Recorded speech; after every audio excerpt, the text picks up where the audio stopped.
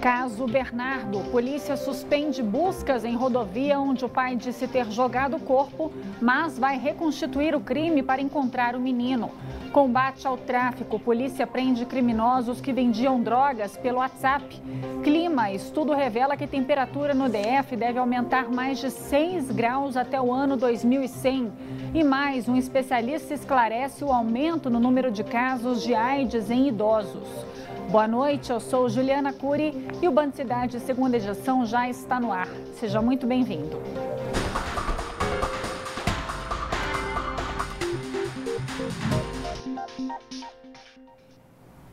A gente começa o Band Cidade falando sobre o crime covarde e cruel que chocou Brasília e todo o país.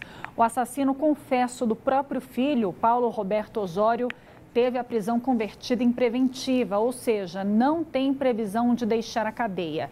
Apesar de assumir a autoria do crime, o corpo da criança de 1 ano e 11 meses ainda não foi encontrado. A polícia acredita que Paulo Roberto criou uma história para desviar a atenção e manipular as investigações. As buscas já duram mais de 30 horas e os investigadores pretendem reconstituir o crime para descobrir o que realmente foi feito com a criança. Encostei o carro, como não tinha ninguém na rua e estava chovendo, eu falei, ninguém vai ver eu tirar o menino do carro aqui.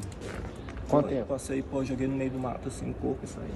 Foi com essa calma que Roberto de Caldas Osório, 45 anos, confessou ter deixado o corpo do próprio filho às margens da BR-020, rodovia que liga os estados de Goiás e da Bahia. Ele ainda contou em depoimento as horas que antecederam o assassinato de Bernardo, morto com apenas 1 ano e 11 meses de idade.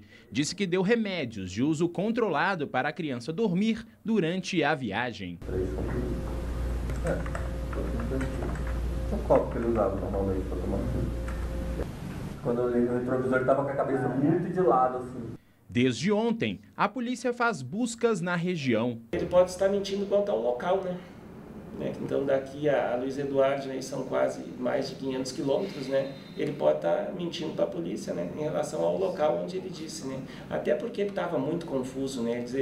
Diz ele que ficou muito confuso mentalmente. Ainda na delegacia, o homem relatou que tinha restrições para visitar o filho e que isso teria sido motivo da fuga, mas que não tinha a intenção de matar a criança. Toda essa história começou na sexta-feira, depois que o funcionário do metrô do Distrito Federal foi até uma creche da Asa Norte em que o filho estudava para buscá-lo, algo que fazia com frequência. Depois que buscou a criança, desapareceu. Mesmo diante da confissão do ex-companheiro, a mãe do menino Bernardo afirma que enquanto não encontrarem o corpo, a esperança de encontrar o filho vivo permanece. Enquanto não tem corpo, eu prefiro acreditar que o menino não está morto. Que ele está inventando tudo isso para fazer a gente sofrer. O metroviário passou por audiência de custódia na tarde passada. Na decisão em que converte a prisão de Osório em preventiva, o juiz ressaltou a crueldade do ato. Roberto é um velho conhecido da justiça. Ele ficou internado na ala psiquiátrica da Papuda por 10 anos, por ter assassinado a própria mãe. O crime ocorreu quando ele tinha 18 anos, na mesma casa da 712 Sul, onde o servidor público morava com o filho. Olha, o assassinato covarde do garotinho Bernardo pelo próprio pai tem outros responsáveis. Todos aqueles que não agiram para manter esse assassino preso. Funcionário do metrô que confessou haver matado o filho pequeno foi condenado anos atrás pelo homicídio da própria mãe, mas foi beneficiado pela conspiração do mal que age para dificultar a prisão de quem comete crimes e para soltar logo os poucos que a sociedade consegue prender. Seria importante que aparecessem agora todos aqueles que soltaram o matador daquela mãe para dizer como se sentem agora com a morte do Bernardo. Aliás, quem aprovou a lei absurda da progressão de pena deve explicações, tanto quanto o juiz que assinou a soltura desse assassino cruel e covarde. Se tivesse cumprido integralmente a pena pela morte da mãe e não solto apenas 10 anos depois, esse funcionário assassino do metrô não teria matado o filho Bernardo. Aliás, nem sequer teria filho para matar. É preciso que o Brasil repense suas políticas que apenas beneficiam criminosos e deixam inocentes, como esse garotinho, Bernardo, à mercê da maldade, do crime e da violência cruel e covarde. As festas de fim de ano estão chegando e as comemorações demandam mais segurança na capital, principalmente nos comércios. A Polícia Militar do Distrito Federal lançou hoje a Operação Natalina para o período. O repórter Rodrigo Miranda tem ao vivo mais informações. Oi, Rodrigo, boa noite para você. Bem-vindo de volta das férias. Muito obrigado, Juliana. Uma boa noite para você, uma boa noite a todos que acompanham o Band Cidade, segunda edição.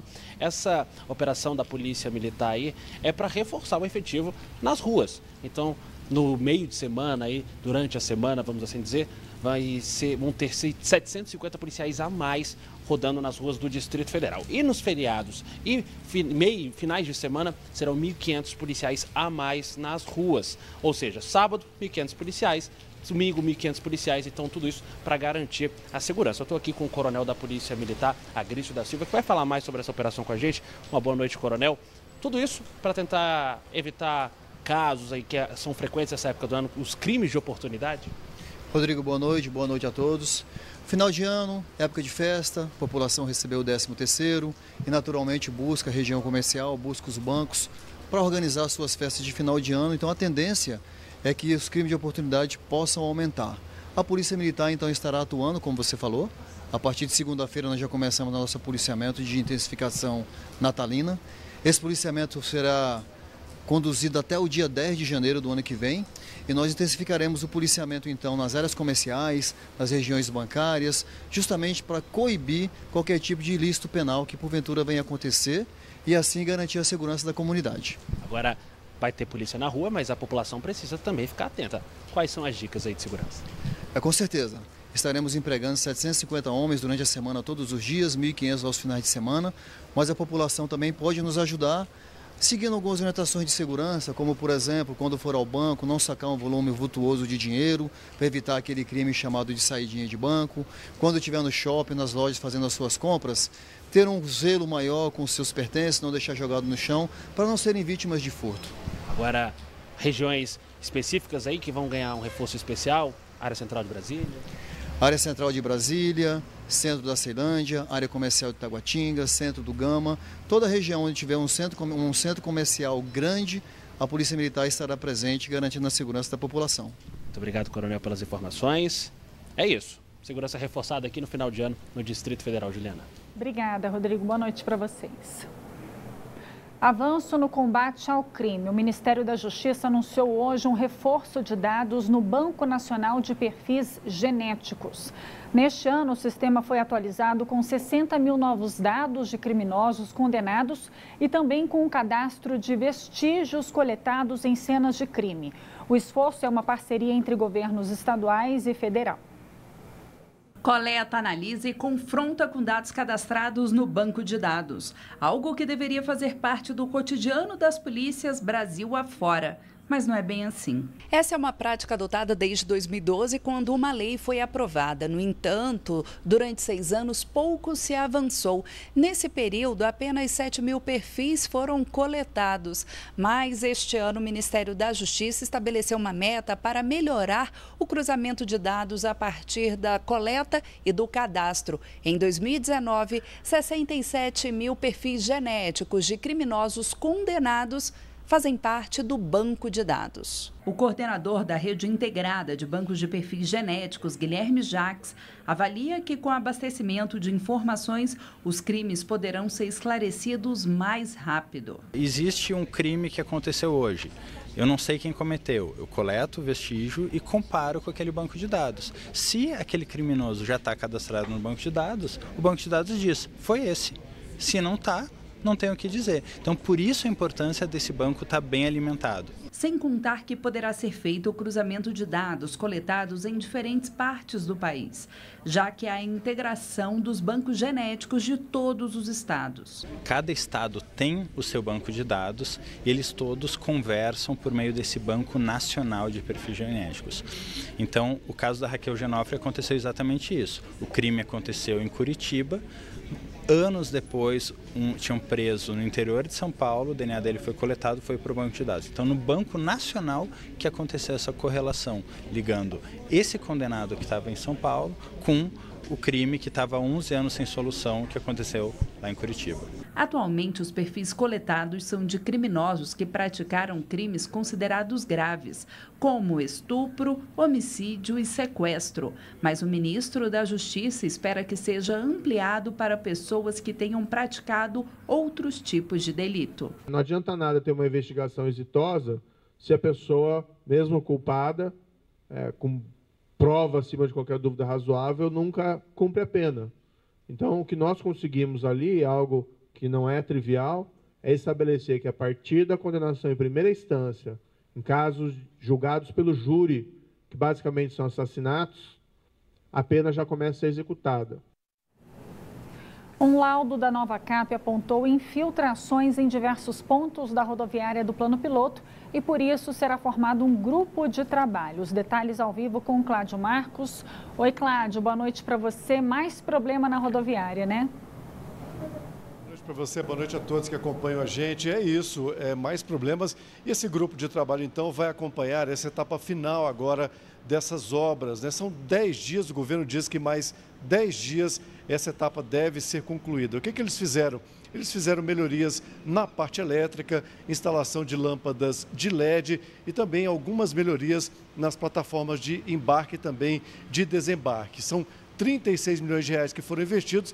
Agora, aqueles problemas de infiltrações, esses aí, por enquanto, continuam, não foram resolvidos. Agora, a gente lembra que pelo menos 700 mil pessoas passam diariamente pela rodoviária do Plano Piloto, no coração aqui do Distrito Federal, no coração de Brasília, e que o governo mesmo tem interesse de privatizar, de entregar a gestão para a iniciativa privada. E até agora, 6 empresas já demonstraram interesse em administrar aquele espaço, viu, Juliana? Tomara que melhore tudo por lá, né? Obrigada, viu, Cláudio? Boa noite para você.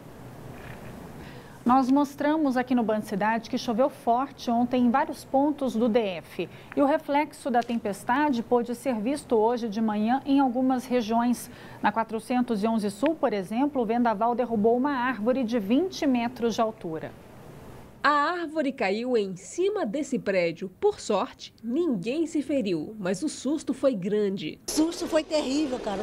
O barulho foi ensurdecedor. Imaginou o tamanho da árvore. Os galhos da árvore foram parar na janela da dona Mercedes, no 3º andar. Ela teme que o prédio tenha sido danificado.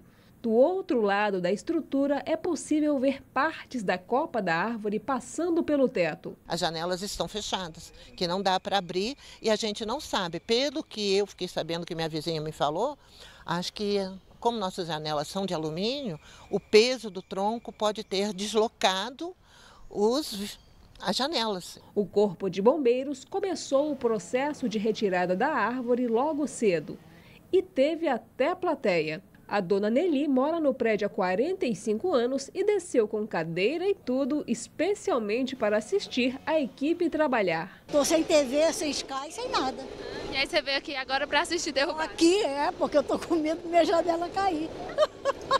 Que horror, né, cara? O tenente responsável pela retirada afirma que é comum que esse tipo de coisa aconteça em épocas de chuva, principalmente nesta região. Só ontem a corporação recebeu 20 chamados referentes à vistoria e corte de árvore, 8 deles na Asa Sul. Nós iniciamos no fim do período de seca a operação período chuvoso. Agora as equipes elas têm um reforço que é voltado para o corte de árvore, né, para ocorrência de alagamento. Não é interessante estacionar nem se abrigar individualmente sob árvores, mesmo porque durante chuvas fortes é comum a incidência de raio. E a árvore, se ela for o ponto mais alto, ela também pode servir como atração para o raio. E a gente sabe que quando chove, Vicente Pires é uma das regiões mais afetadas, principalmente com vários alagamentos, né? As obras na cidade devem ser concluídas no segundo semestre de 2020. Hoje, a nossa equipe foi mais uma vez acompanhar o andamento desse projeto. E tem morador que reclama do ritmo lento do trabalho. Um cenário que só deve mudar em 2020.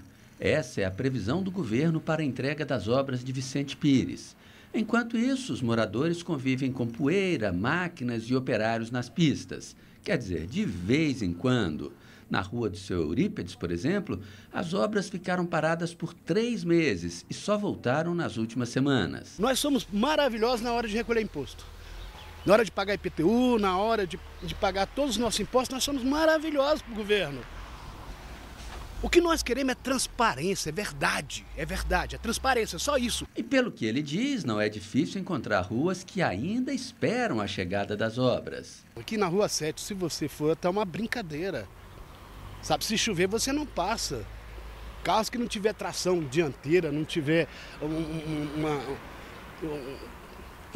uma força para subir, vai ficar atolado. Mas o governo afirma que o trabalho não para. Até agora, 75% das obras já foram concluídas.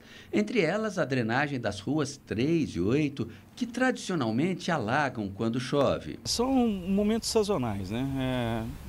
A Rua 3, a gente já está trabalhando, a gente tem implantado algumas soluções para diminuir isso. Com a finalização da drenagem da Rua 8 e da Rua 3, a parte da Rua 8, onde já tem pavimentação asfáltica, nós já estamos abrindo toda a boca de lobo e fizemos uma solução para a Rua 8, na chegada na Rua 3, mesmo onde não está com a parte de pavimentação. Em outubro deste ano, nós mostramos o andamento das obras aqui em Vicente Pires. Na época, 70% do projeto estavam prontos. Os buracos ainda estão praticamente todos abertos e com a chuva desce muita lama da Rua 8, da Rua 10. Então, para nós, realmente, moradores, isso é muito preocupante. O governo continua pedindo paciência para as pessoas que moram ou transitam na região. Está passando. Esse ano já foi um ano melhor do que o ano anterior. A gente tem certeza disso. As obras de engenharia estão funcionando, a captação de água está... Tem lugares já que não temos mais nenhum problema. Exemplo da Rua 10, né, que está hoje toda pavimentada. Temos a Rua 6, a Rua 4. Então são lugares que a gente está trabalhando para diminuir o transtorno da população de Vicente Pires. E vamos ver como é que está a volta para casa nesta quinta-feira, chuvosa, fim de tarde agora nas câmeras do DR. A gente começa o nosso giro pela estrutural aberta nos 2 sentidos, pista molhada, muitos carros, um pouco de lentidão, prudência para o motorista que está por lá, também quem vai sair, está pensando em sair, vai com calma, vai devagar. Agora a gente vai para a EPTG. Movimentação por lá, IPTG bem complicado, o trânsito na IPTG está um pouquinho borrada a imagem, mas pelo tanto de farol dá para ver que tem muito carro, pista molhada também, muita lentidão, então paciência também para quem está indo para Taguatinga, Águas Claras, de repente quem ainda não saiu do trabalho, vale a pena esperar um pouquinho.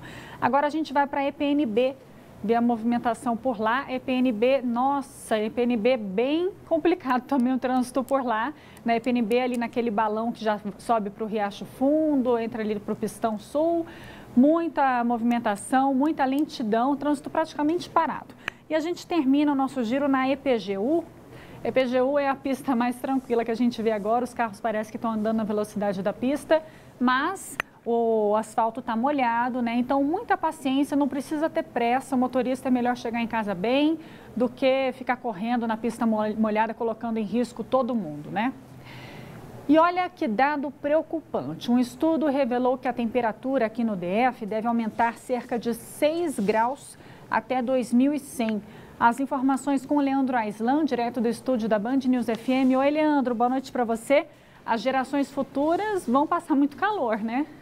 Boa noite para você também, Juliana. Boa noite a todos. Sem dúvida alguma, viu? A capital do país deve sofrer bastante aí nos próximos anos, com secas mais longas, temperaturas mais altas, né? De acordo com esse estudo realizado pela Secretaria do Meio Ambiente, a tendência é que o DF aumente em até 6 graus a temperatura média, isso até o fim do ano de 2100, né? Mas esse crescimento pode ser ainda maior, chegando a 8 graus em alguns pontos aqui do Distrito Federal, municípios também próximos de Goiás e Minas Gerais, no chamado entorno, né? Em todas as áreas foram analisadas aí, o estudo mostrou que existe a tendência de redução das chuvas também, que resulta no aumento do número de consecutivos, né, de consecutivas de seca também, queda no número consecutivo de dias chuvosos, né? E especialistas, inclusive, não descartam uma nova crise hídrica no futuro. Isso também foi levantado nesse estudo, né? A pesquisa mostrou também que além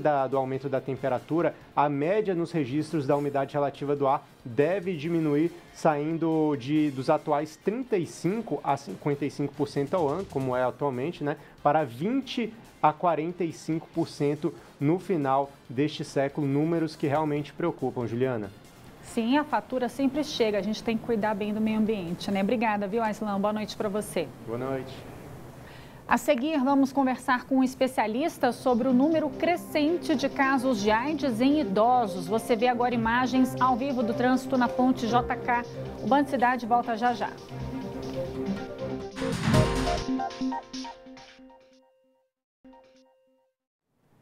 É hora de falar de saúde.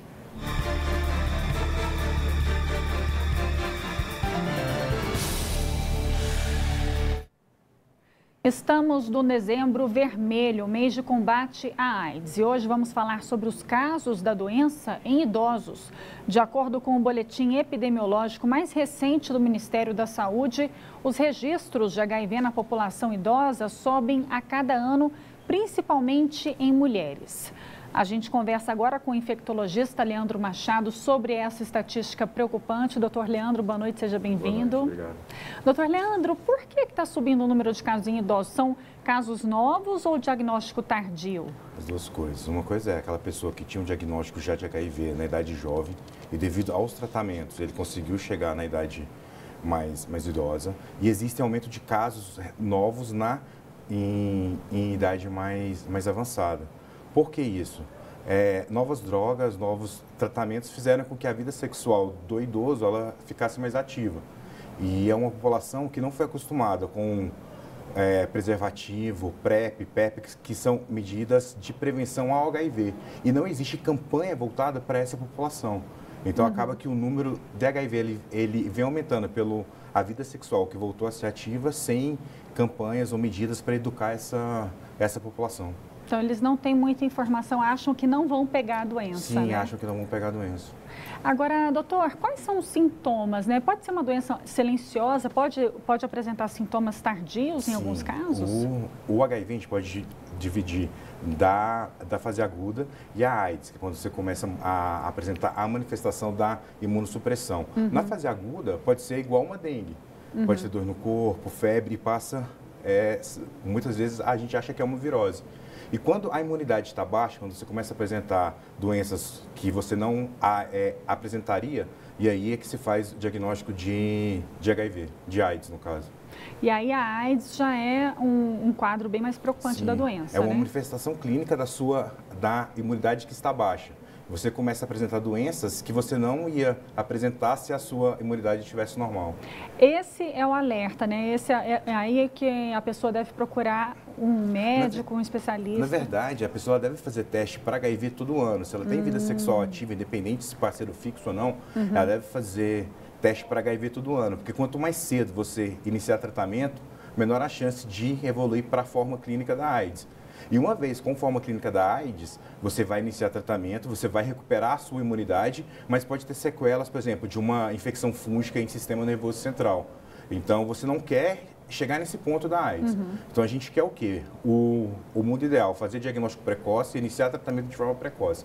Mas, para isso, é preciso fazer o teste. E muitas vezes, nessa idade, a gente acaba nem pedindo para os pacientes, porque acredita que isso não irá ocorrer.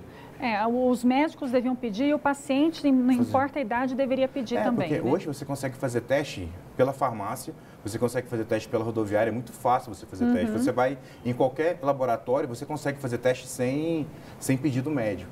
Então é importante sim, se você tem vida sexual ativa, fazer o seu teste não só para HIV, hepatite, sífilis, que também vem aumentando.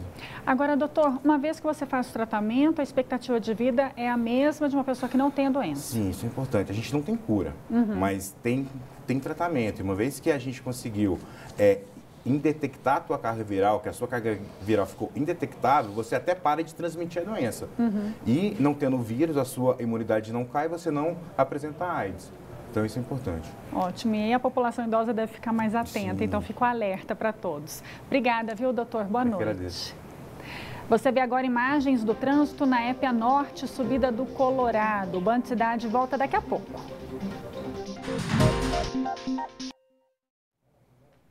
Combate ao tráfico de drogas. Policiais civis e promotores do Ministério Público foram às ruas nesta quinta-feira para cumprir 7 mandados de prisão e de busca e apreensão.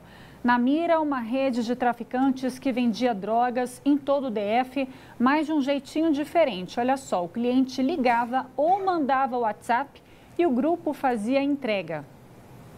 A operação foi realizada no Riacho Fundo, no Guará e em Valparaíso, no entorno do Distrito Federal, e contou com o auxílio de cães farejadores que ajudaram na busca pelas drogas. Além disso, foram apreendidos celulares, armamentos e caderno de contabilidade dos traficantes. O material encontrado foi levado para a 2ª DP em parceria com a Promotoria de Justiça de Entorpecentes. Foram cumpridos 7 mandados de busca e apreensão na casa dos suspeitos que comercializam entorpecentes por delivery. As investigações começaram em junho deste ano.